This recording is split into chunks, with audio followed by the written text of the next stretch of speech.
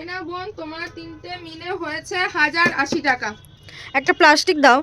আরে প্লাস্টিক কি করবে, এত সুন্দর একটা শাল গায়ে দিয়েছো, এরকম করে শালের মধ্যে নিয়ে নাও, নিয়ে না এরকম করে করে যাও, দেখো। আরে দিদি তুমি তো কিপটেম করছো।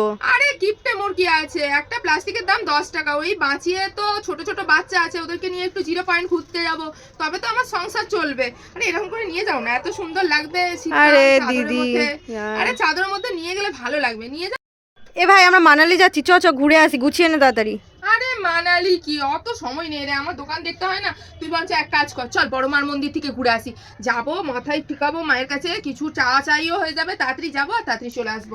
আরে তুই জানিস তো প্রচুর কিপটে। আরে কিপটে মোর কি আছে, দোকানটা তো দেখতে হবে, এটা দিয়ে তো আমার পেটটা চলে নাকি, কিপটে বললে হবে? মন্দির যাবো, বড় মার কাছে প্রণাম করবো, বড় মা কেমন আছে জানবো, আমি কেমন আছি বলবো, পয়সা পত্র চাইবো, চলে আসবো দুপুরের মধ্যে।